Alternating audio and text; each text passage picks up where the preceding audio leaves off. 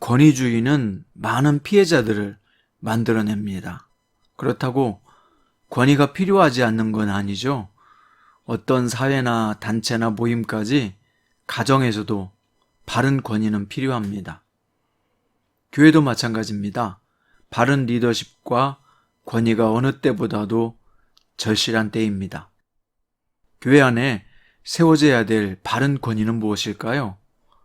또 건강한 교회를 세우기 위해 성도가 해야 할 일은 무엇일까요? 오늘 본문은 디모데전서 5장 17절부터 25절입니다. 그 중에서 17절부터 20절까지 읽겠습니다. 잘 다스리는 장로들은 배나 존경할 자로 알되 말씀과 가르침에 수고하는 이들에게는 더욱 그리할 것이니라. 성경에 일렀을 때 곡식을 밟아 떠는 소의 입에 망을 씌우지 말라 하였고 또 일꾼이 그 삭슬을 받는 것은 마땅하다 하였느니라. 장로에 대한 고발은 두세 증인이 없으면 받지 말 것이요 범죄한 자들을 모든 사람 앞에서 꾸짖어 나머지 사람들로 두려워하게 하라.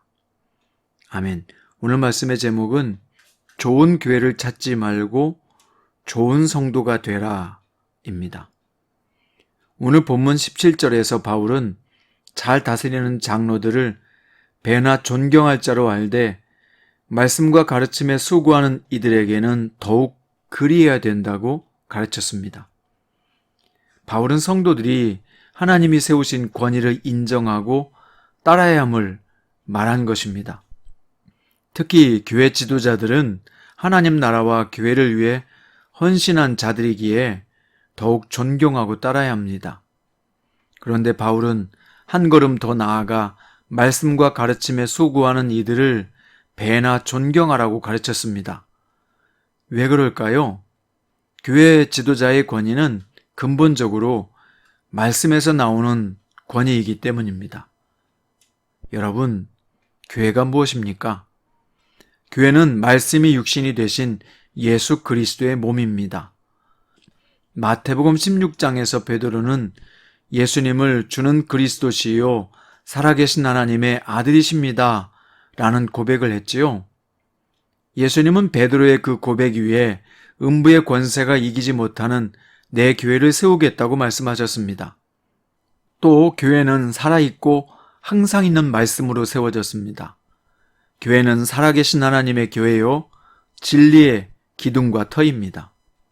그런데 주 예수님은 교회를 세우실 때 그 안에 말씀을 가르치는 권위자를 세우셨습니다. 이 권위자는 자신이 원하는 말이 아니라 하나님의 말씀 그대로를 풀어서 가르쳐야 될 임무가 있죠. 만약 말씀을 가르치는 자가 잘못 가르치면 교회는 흔들리고 영적 혼란에 빠지게 될 것입니다. 말씀을 가르치는 자가 아무리 잘 가르쳐도 듣는 성도들이 따르지 않는다면 그건 역시 큰 문제가 되는 건 마찬가지입니다. 교회 지도자는 성경을 하나님의 뜻대로 가르치고 말씀을 듣는 성도들은 말씀을 가르치는 자의 권위를 따르고 순복해야 합니다. 말씀이 바로 선 교회는 두려워할 것이 없습니다. 아무리 온 세상이 다 타락하고 불신앙이 판을 치다 못해 믿는 사람들을 공격해 들어와도 말씀 앞에 선 교회는 두려워할 것이 없습니다. 반면 말씀이 없는 교회는 제 아무리 웅장한 교회 건물이 있고 연수가 오래되고 재정이 넉넉하고 신자들이 많아도 두려워해야 합니다.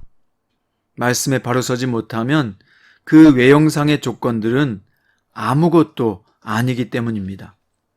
따라서 교회의 지도자든지 성도든지 말씀에서 비롯된 권위를 인정하고 따라야 합니다.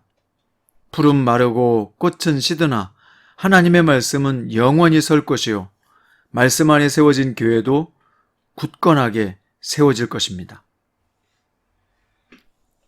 이어서 바울은 성도들이 짚고 넘어가야 할 문제들을 다루고 있는데요. 첫 번째는 교회 지도자에 대한 고소가 들어왔을 때는 반드시 증인이 두세 사람 있어야 하고, 만약 불법 행위가 드러나면 편견 없이 공평하게 처리할 것을 명령했습니다. 장로는 모든 성도에게 본이 되어야 할 사람이기 때문이죠. 두 번째는 경솔하게 안수를 남발하지 말라고 했습니다. 여기서 안수는 문맥상으로 볼 때 직분자를 세울 때 안수하는 것을 말합니다. 따라서 교회 중직이나 지도자를 세울 때는 신중에 신중을 기할 것을 가르친 것입니다. 세 번째는 많은 오해를 일으킨 대목인데요. 바울이 디모데의 건강을 위해 술을 조금씩 하라고 했기 때문입니다. 술을 좋아하는 사람들은 이 구절을 근거로 음주는 괜찮다고 주장하는 사람들이 있는데요. 바울은 위장이 안 좋은 디모데에게 당시 약과 치료제로 쓰였던 포도주를 조금씩 마실 것을 권유한 것이지 술을 권장한 것이 아닙니다. 오늘 본문에서 바울이 말하는 것들, 즉 영적 권위, 지도자의 고소 문제, 안수를 남발하는 것, 술에 대한 오해와 같은 문제들은 모두 교회를 건강하게 세우는 원리들을 가르친 것입니다. 교회는 참 신비합니다. 별것 아닌 문제에도 성도들이 단체로 시험에 빠져 문을 닫아야 할 지경에 이르기도 하고요. 1세기 교회처럼 목숨을 내놓아야 하는 핍박과 환난에도 끄떡없이 존재하며 세상을 이기고 승리하기도 합니다. 여러분은 어떤 교회에 소속되고 싶습니까? 물론 후자겠지요. 어떤 환난에도 무너지지 않는 교회의 일원이고 싶을 것입니다. 세상에 온전한 교회는 없습니다. 사람이 모인 모든 교회는 단점을 가지고 있으며 문제로부터 자유할 수 없습니다. 카리스마가 강한 목회자가 있는 교회는 그게 강점이지만 약점도 되고요. 온유한 목회자가 있는 교회도 마찬가지로 그것이 강점이 되고 약점도 되기 때문입니다. 오늘날의 눈치가 비상한 신자들은 건물도 좋고 구성원도 좋은 교회를 찾아다닙니다. 하지만 주님은 그렇게 좋은 교회를 찾아 기웃거리는 사람들을 보고 뭐라고 말씀하실까요?